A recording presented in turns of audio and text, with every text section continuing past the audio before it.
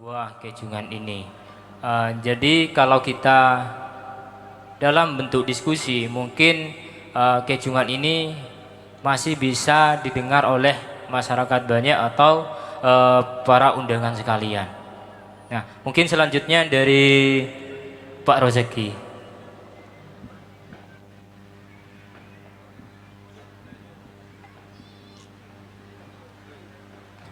Cek. Baik. Tentu saja saya tidak akan berbicara tentang kecung karena memang bukan bidang keahlian saya. Tetapi paling tidak dari peristiwa kecung tadi saya nanti akan mengaitkan dengan kenapa kemudian seperti yang dikatakan Mas So tadi, kecung itu kemudian lambat laun ditinggalkan. Nah, dari peristiwa kecung tadi, paling tidak saya menangkap dua langgam. Langgam pertama, langgam yang tradisional, benar-benar tradisional, yang dilantunkan oleh Kak Sadun tadi. Kemudian ada langgam yang lebih modern, yang dilantunkan oleh Jaya tadi, kemudian oleh Mas So. Nah, ketika saya mendengar langgam yang modern, connect.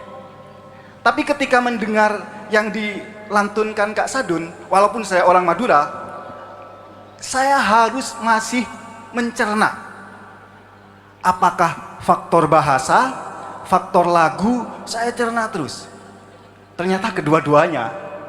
Memang bahasa yang digunakan kurang lebih memang lebih lampau daripada kemudian yang digunakan oleh Mas So dan Jaya tadi. Nah, jarak itu kemudian yang barangkali memang bisa dikatakan begini. Kata Mas So tadi, sandur atau kecung di masa lalu merupakan lantunan nyanyian yang benar-benar diminati oleh masyarakat.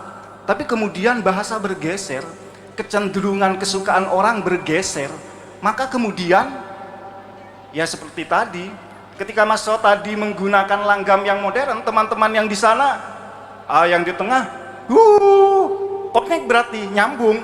Tapi ketika Kak Sadun yang bahkan orang Madura sendiri, apa yang diucapkan? Nah, barangkali itu yang juga menjadi salah satu faktor. Kalau Mas So mengatakan musik, karena saya dari orang bahasa, ya saya berangkat bahasa juga menjadi persoalan.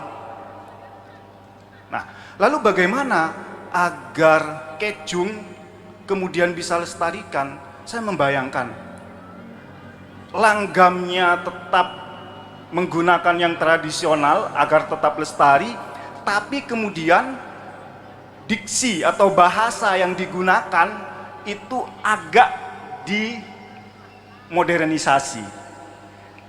Barangkali nanti Pak Muhri bisa, karena beliau bergelut dengan kamus kosakata bahasa Madura, mungkinkah kosakata yang digunakan dalam kecung tradisional itu direfresh menggunakan, ya paling tidak kan saya juga tidak tahu, Bangkalan Madura memiliki paling tidak 3 dialek. Apakah yang dilantunkan Kak Sadun itu memang dialek Bangkalan atau mana, saya kurang begitu paham, karena mungkin kepekaan saya terhadap nyanyian Mas So, musik memang agak kurang. Ya. Itu yang menurut saya juga menjadi salah satu faktor kenapa mulai bergeser. Jangankan ini yang benar-benar tradisional, bahkan katakanlah dangdut sekalipun sekarang sudah bergeser, mulai dari yang memang Melayu, kemudian dangdut, sekarang jadi koplo, entah kelak jadi apa lagi. Dan semua kesenian saya rasa akan mengalami pergeseran seperti itu. Hanya yang mampu beradaptasi dengan era itu yang akan tetap bertahan. Saya rasa itu dari saya. Terima kasih. Baik, selanjutnya saya lanjutkan kepada Pak Muhri karena waktu diskusi itu adalah 15 menit dan waktunya cukup malam ya. Jadi saya lanjutkan ke Pak Muhri. Tuh, jadi kasihan Mbak yang dari BBK 11 karena waktunya sudah malam gitu Pak. Silakan.